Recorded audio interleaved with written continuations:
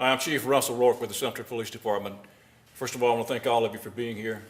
We'd like to take an opportunity to provide you an update within the last 24 hours of a horrific, regrettable issue and crime that's happened in our community, whereby a mother and a child lost their life due to a violent act. What I'd like to do first is give you a timeline of the events from the initial officer's response, what we were able to develop and do throughout the night, and what we've done today concerning the investigation. Lantana Apartments, which is located on the screen, at approximately 6:10 last night, we received a call concerning from a family member about a lady found in an apartment.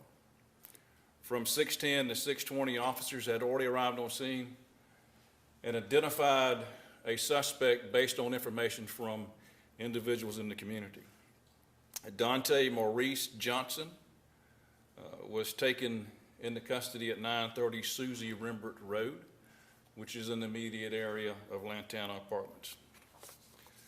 The initial canvass of the area and talking with witnesses and other persons involved that Cherie Bradley lived in that residence and that she had 3 children.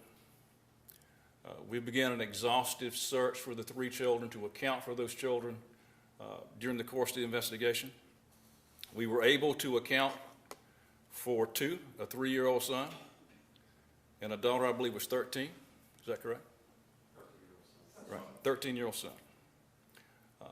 There was a 5-year-old Nevaeh, which is a 5-year-old daughter of Miss Bradley, was unaccounted for. We began an exhaustive search by canvassing the area, talking with family members. Some time later, we located a father that lives outside the city limits and determined that Nevaeh was in fact not with him. He was taken into custody and brought to the police department, and we began interviewing the suspect, Mr. Johnson. While detectives were interviewing the suspect, other officers were searching and canvassing the area, again looking for Nevaeh, looking in abandoned apartments and new apartments. Lantana's going through an overhaul of some of their properties, search wooded areas, canvass property adjacent to it. During the course of the interview, at the same time, we were contacting our partners at the State Law Enforcement Division in order to have dialogue with them relative to an Amber Alert. There's very specific requirements in an Amber Alert, and while we were talking with the State Law Enforcement Division representative, Mr. Johnson admitted to killing both Miss Bradley and Nevaeh, 2 investigators that were at that time interviewing him. He also relayed to us that he had disposed of the 5-year-old's body in a dumpster, which is on the property owned by the city of Sumter. So at that time we began an exhaustive search and partnering with our local, within the city, our local sanitation department and our local county landfill.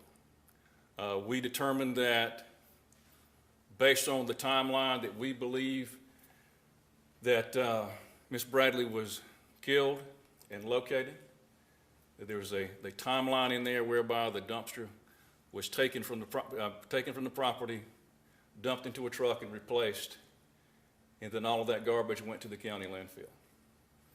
We immediately contacted the county landfill, went out and located 9 vehicles, 9 trucks that were scheduled to go to the transfer station in Richland County at the Screaming Eagle landfill.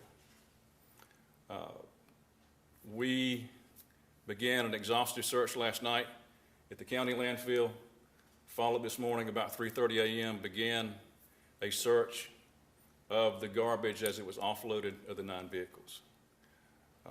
Each one of those trucks has about 23,000 pounds of garbage. Excuse me, 2.3 pounds of garbage on the trucks. So it was a very exhaustive search of the garbage, up to 230 tons of garbage. As of right now, we have not located Nevaeh. We're going to continue an exhaustive search. This is an ongoing investigation. We're still interviewing people. We're still talking to witnesses. We still need information. This was a tragic event that took place in our community at the hands of an individual who was wanted for a homicide in another state and also has a history of violence against women, along with domestic violence. Our detectives have maintained connectivity and contact with the family. We'll continue to do so. It's a very sad time for our community. From the time the original officers arrived, throughout the course of the investigation, those officers investigated, and part of the investigation has continued throughout the night. I'll be happy to answer any questions you may have, if I can. Do we know the relationship between the suspect and the deceased? We do know they were acquainted. We do know that they had some level of a relationship. As to what depth, we do not know. What are we looking at for motive here? It's domestic related. That's what we believe.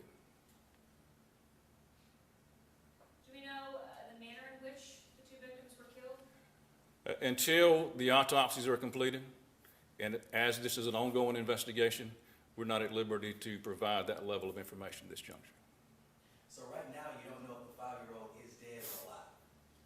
We believe that the 5-year-old is deceased, although based on the information we received from the suspect, we've searched the landfills. We're going to continue searching. In fact, we're going back in some areas tomorrow to search again. We keep hope that perhaps she's still alive. We're going to continue to search. We'll continue to take information. But based on what we know now, based on the information he provided us, she would be deceased. So overall, has he been cooperative in this investigation? I don't know that I would quantify it as cooperative. He has provided information to our investigators, and we're continuing to follow those leads. Do you anticipate additional charges? There's going to be additional charges as we proceed. This turns more into a forensic investigation now, absent of the body. We'll continue to forensically investigate it, while at the same time attempting to locate the remains of 5-year-old Nevaeh. Do you think he had help?